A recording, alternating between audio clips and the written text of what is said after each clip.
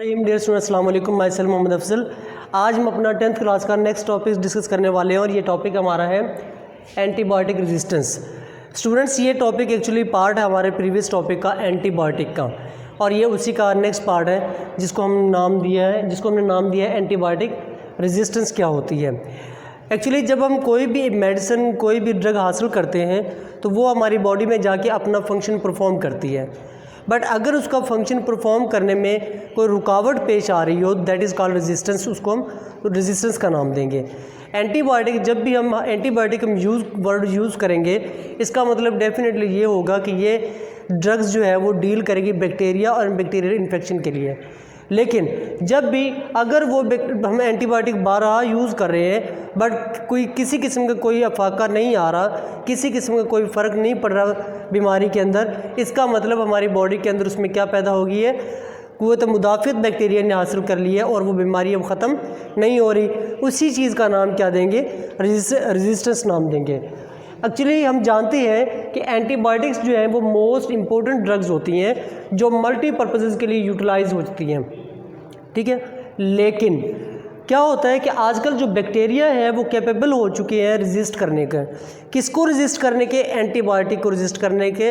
मतलब जो एंटीबायोटिक हम यूज़ करते हैं बैक्टीरिया को किल करने के लिए या उनकी ग्रोथ को स्टॉप करने के लिए, अब वो एंटीबायोटिक अपना काम नहीं कर पा रही, क्योंकि बैक्टीरिया अब क्या हो चुके हैं, कैपेबल हो चुके हैं, वो इस काबिल खुद हो गए हैं कि उस एंटीबायोटिक के ख़िलाफ़ खुद लड़ सकें। और एंटीबायोटिक जो है जिसकी वजह से हमारी बॉडी के ऊपर किसी किस्म का कोई इफेक्ट नहीं पैदा करती, उसका हमारी बॉडी के ऊपर कोई असर ही नहीं होता, ठीक है जी, वो अपनी ताकत खो देती है। और इसकी एक जो मेजर वजह है वो होती है एक्सेसिव यूजेज।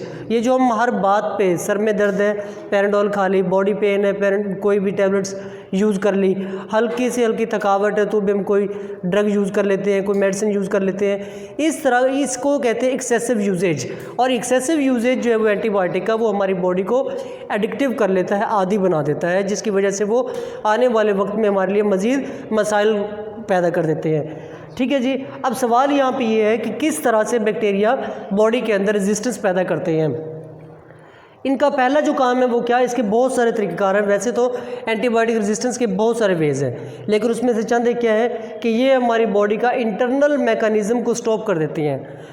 जो एंटीबायोटिक है, एंटीबायोटिक ने जाके हमारी बॉडी के इंटरनल मैकेनिज़्म पे काम करना है, बट उस में काम करने के से पहले ही बैक्टीरिया उस एंटीबायोटिक के असर को ख़त्म कर देगी, ताकि वो हमारी बॉडी के ऊपर जाके कोई इसी किस्म का कोई चेंज पैदा ना करे। दैट्स वाई इंटरनल मैकेनिज़्म किसके कंट्रोल में अब आ गया, बैक्टीरिया के कंट्रोल में। पहले वो होता हमारी एंटीबॉडीज़ के कंट्रोल में, हमारी क़ुव्वत मुदाफ़ियत के कंट्रोल में, लेकिन अब उसके ऊपर कोई असर नहीं हो रहा, तो वो अपना असर ख़त्म कर चुके हैं। सबसे पहला काम क्या करते हैं कि stop their internal mechanism. Number 2, bacteria actually क्या करते हैं, वो ट्रांसफर देयर जीन्स।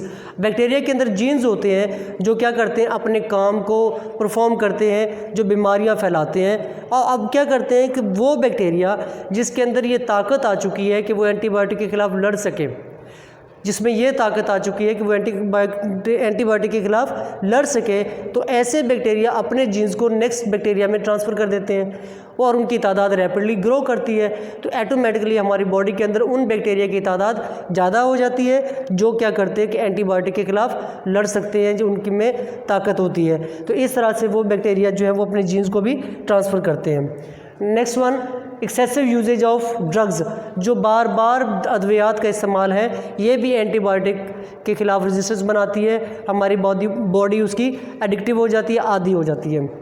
और इसकी वजह से क्या होता है कि बहुत सारे ये एक्सेसिव यूजेज जो ऑफ ड्रग्स होता है, उसकी वजह से बहुत सारे सीरियस प्रॉब्लम्स भी पैदा हो जाते हैं।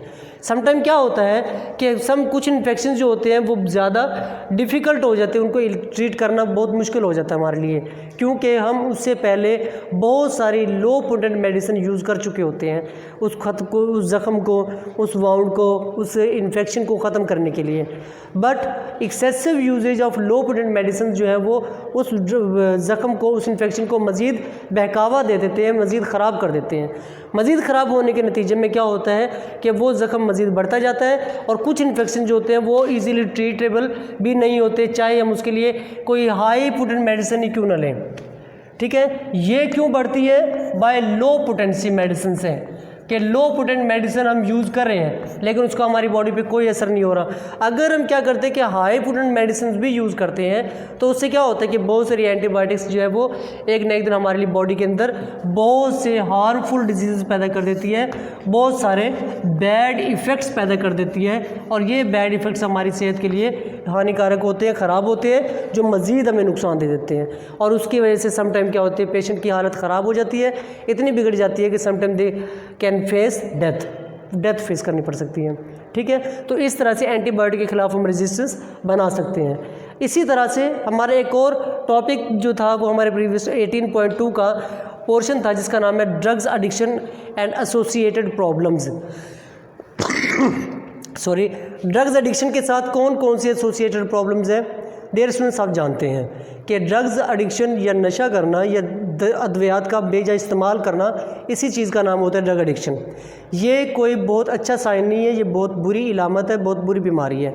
इस कंडीशन में क्या होता है कि पेशेंट को या जो बंदा ड्रग एडिक्शन का शिकार होता है उसका हमेशा क्या होता है, उसको कौन कौन से प्रॉब्लम्स होते हैं। सबसे पहला प्रॉब्लम उसको जो फेस करना पड़ता है वो होता है कि लो सोशल कॉन्टैक्ट, उसका सोशल कॉन्टैक्ट, सोशल दायरा, समाजी ज़िंदगी बहुत महदूद हो जाती है, लिमिटेड लोग रह जाते हैं, वो भी वो जो उसकी अपनी कंपनी के हो, उसके अपने मिजाज के हों। इस तरह से उसके रिलेशंस जो हैं वो बहुत ज़्यादा वीक हो जाते हैं। इसी ड्रग एडिक्शन की वजह से क्या होते हैं, बहुत सारे वो पर्सन क्राइम में इन्वॉल्व हो जाता है कि अगर वो उन क्राइम्स के अंदर कुछ भी हो सकता है कि for example robbery, shoplifting, kidnapping, burglary और उसके बाद एम्बेल्समेंट। इस तरह से वो क्या होता है कि बहुत सारे जो इस तरह की बुरी आदत होती है उसके अंदर शामिल हो जाते हैं। और सम टाइम तो ये होता है कि अपने नशे को पूरा करने के लिए उसको क्या करना पड़ सकती है, डेथ, कत्ल, मर्डर का भी सामना करना पड़ सकता है। अब होता ये है कि इस तरह की आदत के अंदर जो पर्सन मुलव्वस होता है, हम अपनी सोसाइटी के अंदर उसको अच्छा नहीं समझते। डिसलाइकनिंग ऑफ जो सोसाइटी होती है किसी भी आपकी या हम किसी भी पर्सन की किसी एक बुरी आदत की वजह से जब लोग उसको नापसंद करना शुरू कर देते हैं, that condition is called social stigma. Social stigma जी इंपॉर्टेंट शॉर्ट क्वेश्चन है आपका, एक आपकी या किसी पर्सन की, एडिक्टिव पर्सन की बुरी आदत की वजह से लोगों का उसे किनारा कर लेना, उसको बुरा समझना, that is called social stigma. ठीक है जी, तो ये था हमारा आज का लेक्चर जिसमें हमने देखा कि एंटीबायोटिक रेजिस्टेंस क्या होती है और इसके बैड इफ़ेक्ट्स क्या होते हैं। आई होप कि लेक्चर आपको समझ आ गया होगा। इस हवाले से कोई भी कन्फ्यूजन आप टेक्स्ट कर सकते हैं। जज़ाकल्लाह।